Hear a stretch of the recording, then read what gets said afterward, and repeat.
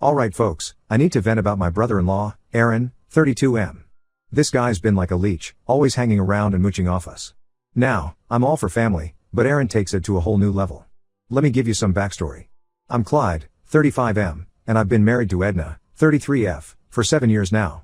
We met in college. I was the quiet guy always tinkering with engines in the auto shop, and she was this vibrant art major who literally crashed into my life when her bicycle chain broke right in front of me. One thing led to another, and here we are, years later, still going strong. We've worked hard to build a good life for ourselves. I started my own landscaping business 5 years ago after working for others for a while. It wasn't easy, there were months when we barely scraped by, living on ramen and hope. But Edna stood by me, even picking up extra shifts at the local diner to help us get through the lean times.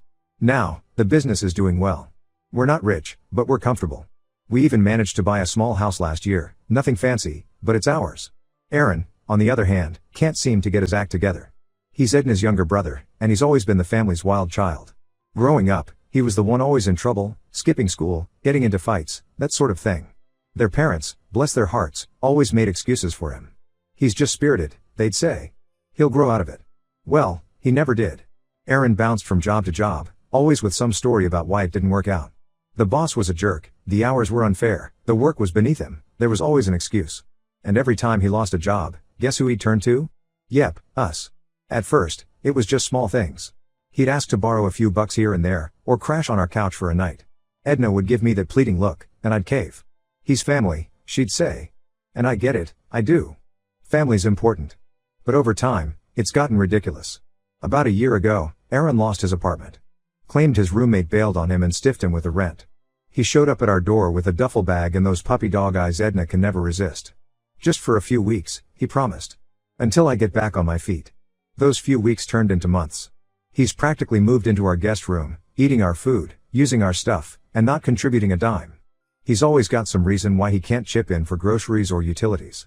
He's between jobs, he's waiting on a check, he had unexpected expenses, the excuses never end. The real issue started about 6 months ago when Aaron lost his latest job, shocking, I know, and his car broke down. He claimed he couldn't afford to fix it, so he asked if he could borrow my truck to look for work. I've got a decent pickup that I use for my landscaping business, nothing fancy, but it gets the job done. I agreed, thinking it would be temporary. Big mistake. Aaron started using my truck like it was his own personal vehicle.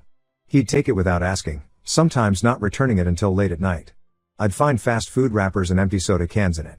Once, he even let the gas tank run empty and didn't bother to refill it. When I confronted him about it, he just shrugged and said he was broke. I tried talking to him about it, but he just brushed it off. He'd say things like, "Come on, Clyde, we're family. What's yours is mine, right?" It drove me crazy. This is my work vehicle, not some toy for him to joyride around in. The situation's been causing tension between Edna and me, too. She knows Aaron's behavior is out of line, but she has a hard time standing up to him.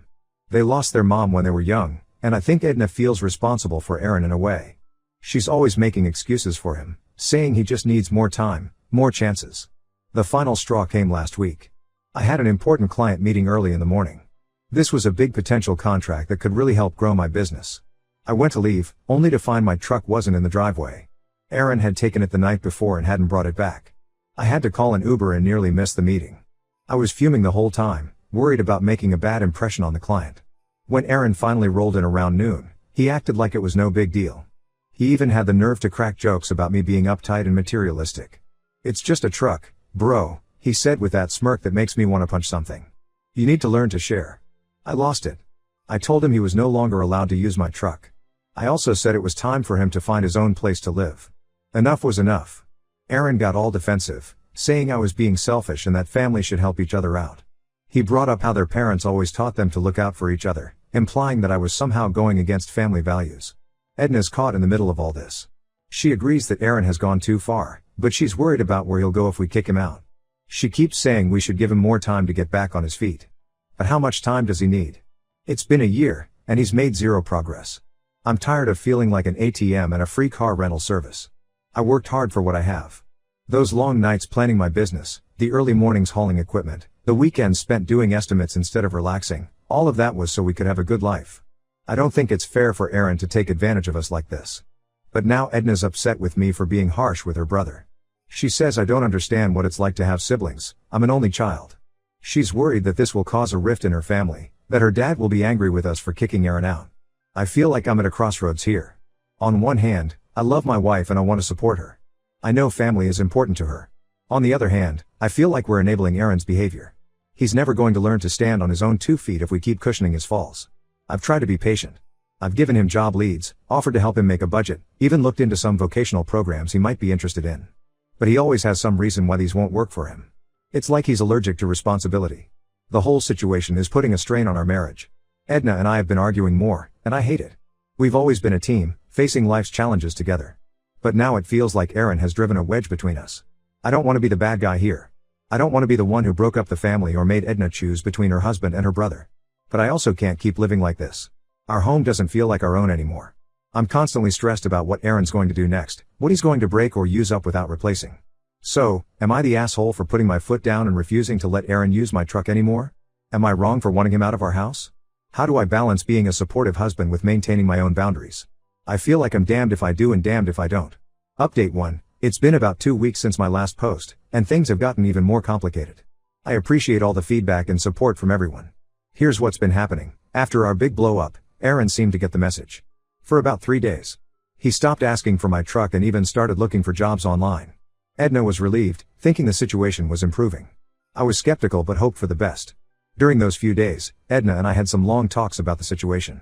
We reminisced about the early days of our relationship, how we'd struggled but always supported each other. She told me more about growing up with Erin, how he'd always been the problem child but also how he'd been there for her during some tough times. It helped me understand her perspective a bit better, even if I didn't fully agree with how she was handling things. But then, last weekend, everything went sideways. Edna and I had planned a nice dinner out to celebrate our anniversary. We'd made reservations at this fancy Italian place we've been wanting to try for ages. It was supposed to be a special night, a chance for us to reconnect and maybe put some of the recent tension behind us. As we were getting ready to leave, Erin cornered us. He had this big smile on his face and said he had great news. Apparently, he'd landed a job interview at a warehouse across town. The catch? The interview was scheduled for the next morning, right when I needed my truck for a big landscaping job. Erin laid it on thick, talking about how this could be his big break, how he'd finally be able to get back on his feet and out of our hair. He even promised to fill up the gas tank this time. Edna gave me that pleading look, and I felt trapped. I thought about all the times Erin had let us down before. The broken promises, the excuses, the messes I'd had to clean up. But I also saw the hope in Edna's eyes. She wanted so badly to believe that her brother was finally turning things around. Against my better judgment, I agreed to let him borrow the truck. I figured I could reschedule my job, and if it meant Erin finally getting work, it might be worth it. Edna was overjoyed, hugging me and telling me what a great guy I was. For a moment, it felt like maybe things were looking up. We went to our anniversary dinner, but I couldn't fully enjoy it. Edna tried to reassure me, telling me how proud she was of me for giving Erin another chance. We talked about the future, about maybe starting a family of our own soon. It should have been a perfect night, but that worry kept gnawing at me. Well, you can probably guess what happened next. The morning came, and no Erin. No truck either. Edna tried calling him, but it went straight to voicemail. Hours passed, and still nothing. I had to call my client and reschedule, potentially jeopardizing a good business relationship. Edna kept making excuses. Maybe he overslept, maybe his phone died, maybe there was an emergency. Finally, around 2 p.m., Erin stumbled in. He reeked of alcohol and could barely stand straight. Turns out, there was no job interview. He'd gone out with some old buddies and ended up at a bar, drinking all night and into the morning. My truck? He'd parked it in some lot and couldn't remember where. It took us hours to find it, and when we did, I was furious. There was a big dent in the passenger door, empty beer cans in the back, and somehow, he'd managed to crack the windshield. I was seeing red. This was my work vehicle, and I had to cancel a job because of his lies. When I confronted Erin, he just laughed it off, saying I could afford to fix it and that I shouldn't be so uptight. He even had the nerve to ask if we had any aspirin for his hangover. That was it for me. I told Erin he had 24 hours to get his stuff and get out of our house. No more chances, no more excuses. I was done being taken advantage of, done with the lies, done with the disrespect. Edna was upset, torn between her brother and me, but even she couldn't defend his actions this time. She tried to calm me down, saying we should talk about this when everyone was less emotional. But I was past the point of discussion. I felt betrayed, not just by Erin but by the whole situation. Erin spent the rest of the day alternating between begging us to let him stay and accusing me of tearing the family apart. He tried to guilt Edna, bringing up childhood memories and family obligations. He even called their dad, trying to get him to intervene on his behalf. As I write this, Erin is packing his things, still trying to convince Edna to change my mind. She's a mess, crying and unsure of what to do.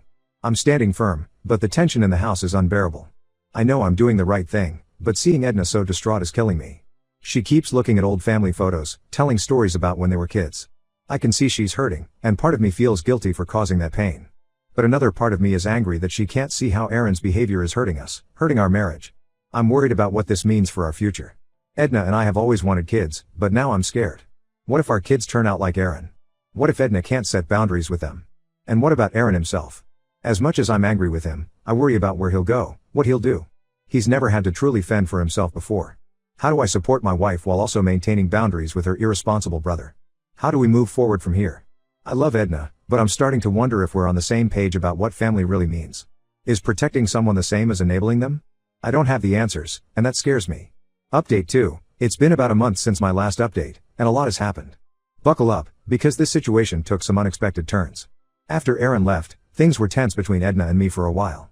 She was upset about the way things ended with her brother, and I felt guilty for causing her pain, even though I knew I'd done the right thing.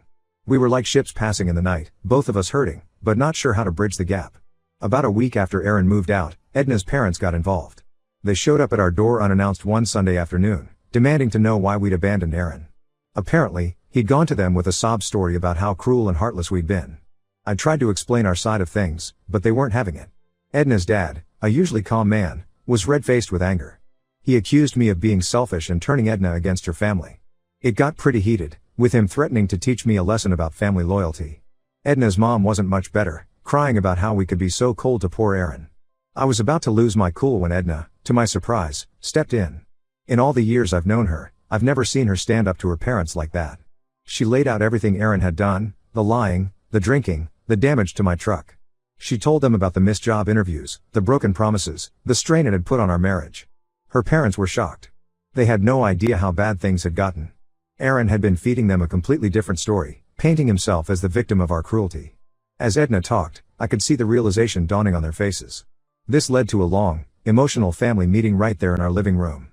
We learned that Erin had been manipulating everyone, telling different stories to different people to get sympathy and support. He'd even borrowed money from his parents, claiming it was for rent when he was living with us for free. The real bombshell came when Edna's mom, in tears, revealed that Erin had a gambling problem. Those job interviews and business opportunities he was always chasing? Mostly excuses to hit the casino or place bets. She'd found betting slips in his old room when cleaning, but had been too afraid to confront him about it. Edna was devastated.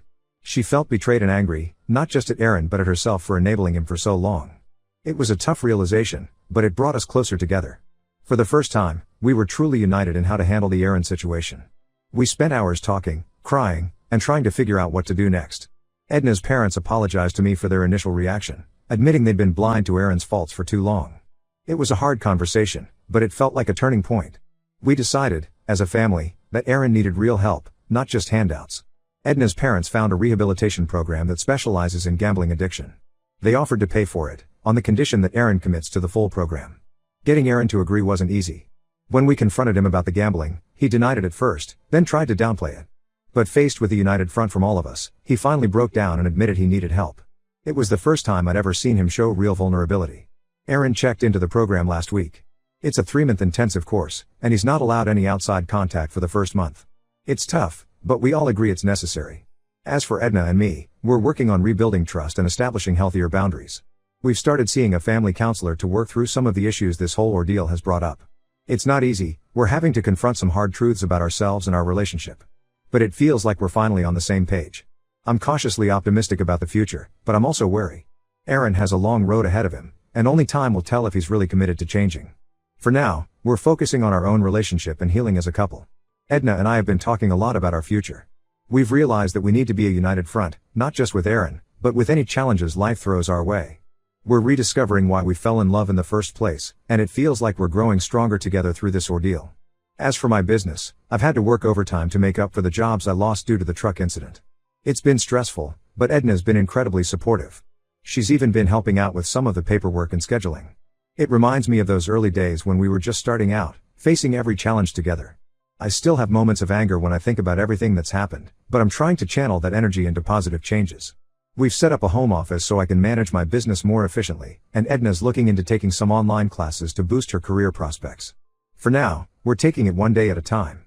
We're hopeful for Erin's recovery, but we're also prepared for setbacks. Whatever happens, we've learned the importance of setting boundaries and sticking to them. It's not always easy, but it's necessary for our own well-being. Update 3, it's been 3 months since my last update, and I've got some surprising news to share. Aaron completed his rehab program last week. To everyone's shock, including mine, he seems like a completely different person. The program really seems to have gotten through to him. When he got out, he asked to meet with Edna and me. I was hesitant, but Edna wanted to give him a chance, so I agreed. We met at a neutral location, a coffee shop downtown where Edna and I had our first date. It felt symbolic somehow. Aaron looked different, healthier, more put together. The constant nervous energy that used to surround him was gone. He seemed calmer, more focused. The first thing he did was apologize. Not a vague, generic apology, but a specific, heartfelt one. He acknowledged every way he'd hurt us, every lie he'd told, every boundary he'd crossed. He didn't make excuses or try to justify his actions. He just owned up to all of it. He then laid out his plan for moving forward. He's found a job, a real one this time, at a local manufacturing plant. It's not glamorous, but it's steady work. He's also continuing with therapy and attending Gamblers Anonymous meetings regularly. He even showed us a 60-day sobriety chip he'd earned. The biggest surprise? He handed me an envelope. Inside was a check, not for the full amount of damage he'd caused, but a significant portion. He explained that he'd sold his gaming systems and some other electronics to start paying us back. He also set up a payment plan to cover the rest over time. I'll admit, I was skeptical at first. We've been down this road before, with Aaron making promises he couldn't keep. But as we talked, I could see real change in Aaron. He was taking responsibility for his actions and making concrete steps to improve his life. He told us about the work he'd done in rehab, confronting the root causes of his addiction and irresponsible behavior. He talked about the coping mechanisms he'd learned, and how he was working on rebuilding his self-esteem in healthy ways. It wasn't just talk, he had specific plans and goals. Edna was overjoyed, of course. She hugged Aaron and cried, telling him how proud she was of his progress. I could see the relief and happiness on her face. It was like a weight had been lifted off her shoulders. As for me, I'm cautiously optimistic. I told Aaron I appreciated his efforts and the apology, but that trust would take time to rebuild. He understood and said he was prepared to prove himself through actions, not just words. We've agreed to take things slow. Aaron's not moving back in, but we're open to family dinners and occasional visits, as long as he continues to respect our boundaries. He's even offered to help out with some landscaping jobs on the weekends to make extra money for repayments. It's strange to feel hopeful after everything we've been through, but I do. Aaron's got a long road ahead of him, and I'm sure there will be bumps along the way. But for the first time in years, it feels like we might actually have a shot at being a real family. Edna and I are doing better than ever. This whole experience, as difficult as it was, has made our relationship stronger. We've learned to communicate better, to stand united, and to balance family loyalty with self-respect. We've even started talking about having kids again. It's not an immediate plan, but it's back on the table. We both feel more prepared now to handle the challenges of parenthood, having navigated this difficult situation together. I'm not naive enough to think everything's perfect now. I know recovery is an ongoing process, and there's always the risk of relapse. But I'm proud of how far we've all come. Edna's found her voice and learned to set boundaries. I've learned to be more patient and understanding. And Aaron? Well, Aaron's finally growing up.